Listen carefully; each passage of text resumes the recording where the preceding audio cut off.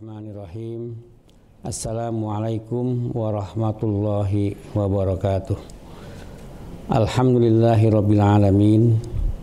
Wassalatu wassalamu ala asyrofil anbiya'i wal mursalin sayyidina wa maulana Muhammadin wa ala alihi wa sahbihi ajma'in.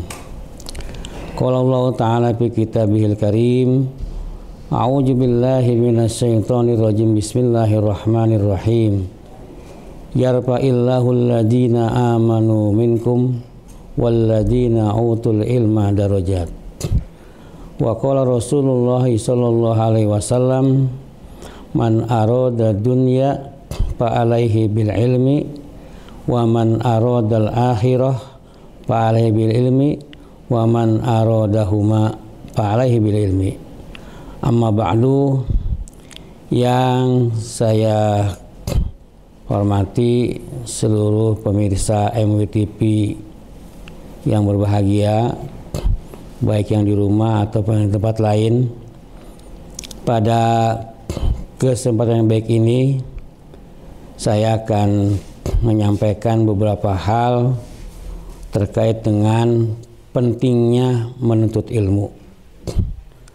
Para pemirsa yang berbahagia, manusia itu di dalam proses kehidupannya semuanya punya kemampuan, semuanya diberikan akal, semuanya punya kemampuan intelektual. Namun kemampuan-kemampuan itu bisa dimiliki oleh semua manusia tanpa adanya proses. Bagaimana manusia itu bisa menjadi orang yang berhasil, bagaimana seseorang itu menjadi orang yang sukses, ini bukan tanpa proses. Salah satu proses yang harus dilalui oleh seseorang untuk menjadi orang yang sukses yaitu menuntut ilmu. Bahkan dikatakan dalam sebuah hadis Nabi Muhammad SAW yang berbunyi, thalabul ilmi faridatun ala kulli muslimin wa muslimatin. Menuntut ilmu itu wajib bagi kaum muslimin dan muslimat.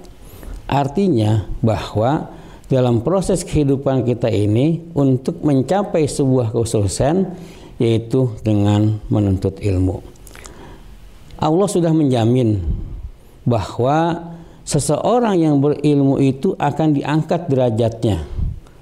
Seperti yang tadi sudah saya bacakan di awal, bahwa orang yang berilmu itu akan berbeda dengan orang yang tidak berilmu. Ya, maka orang yang berilmu itu akan diangkat derajatnya, tentu sesuai dengan kapasitasnya masing-masing. Ya. Dan diperkuat hadis Nabi yang tadi saya bacakan, man arada dunya fa alaihi bil ilmi. Kalau kita ingin dunia, maka harus capai dengan ilmu. Ya. Ingin jadi seorang pengusaha yang sukses, harus dengan ilmu. Ingin menjadi seorang dokter yang sukses, harus dengan ilmu. Ingin menjadi seorang mubaligh, ingin menjadi seorang dai, itu semua harus dilalui dengan ilmu. Artinya kita belajar. Apakah itu belajarnya di lembaga-lembaga pendidikan formal, ya? Kalau di Kementerian Agama itu ada madrasah ibtidaiyah, ada madrasah sanawiyah, ada madrasah aliyah, atau di lembaga pendidikan umum ada SD, ada SMP, ada SMA, SMK, bahkan di jenjang pendidikannya lebih tinggi lagi ada S1, S2 dan lain sebagainya. Maka kita sebagai umat Islam punya kewajiban yang namanya menuntut ilmu. Kalau kita tidak punya ilmu, seperti kita menuju ke suatu tempat yang nggak tahu tujuannya. Kenapa? Karena kita nggak punya ilmunya. Tapi kalau kita punya ilmu, contohnya khusus dalam ibadah, kita mau sholat, ya, karena sholat itu salah satu rukun Islam. Tapi kita nggak tahu ilmunya, apa yang kita harus lakukan, ya, wudu apa tidak, ya, bagaimana niatnya. Nah, ini semua dilalui dengan belajar atau menuntut ilmu, ya. Maka daripada itu, kepada para pemirsa MWTP yang saya muliakan, mari anak-anak kita, termasuk kita sendiri sebagai orang tuanya, jangan sampai ada anak-anak kita yang tidak mengenyam dunia pendidikan. Karena pendidikan itu sangat perlu, ya. Dalam hadis lain dikatakan seperti ini. Kun aliman, ya. Jadilah kita itu sebagai orang yang alim. Orang yang alim itu artinya apa? Sebagai pengajar, sebagai ustadz, ya. Nah, untuk mencapai menjadi orang alim juga apa? Dengan belajar, dengan menuntut ilmu. Kita nggak mungkin lah bisa mengajarkan kepada anak kita kalau kita nggak punya ilmunya, ya. Yang kedua, au muta'alliman, ya. Kita harus jadi orang yang suka dengan belajar, ya. Udah ada gurunya, udah ada ustadznya, maka kita apa?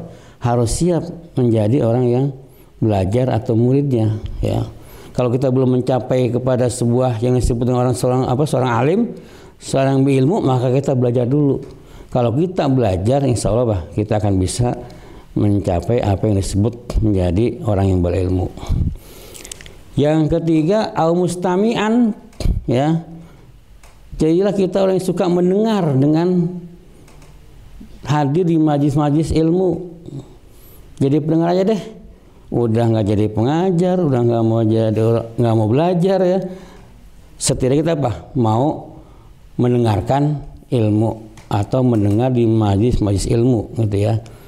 Nah, ini kan kadang-kadang kita apa? Banyak pengajian, ya. Alhamdulillah di wilayah kita apa? Masih marak lah, masih majlis tadi. Hadirlah di majlis ilmu, ya, untuk mendengarkan apa?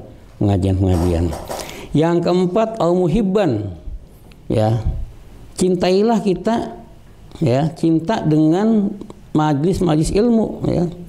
Kita cinta. Kalau jadi pengajar udah nggak bisa, belajar nggak mau, ya, mendengar nggak, sehingga paling apa? Cinta deh sama apa? Sama kegiatan-kegiatan di majlis ilmu. Asal jangan jadi yang kelima, wala takun homisan. Nggak mau jadi pengajar, nggak mau belajar, nggak mau dengar, nggak cinta. Ini Pak, rusak dah, ya, kalau udah nggak mau begitu.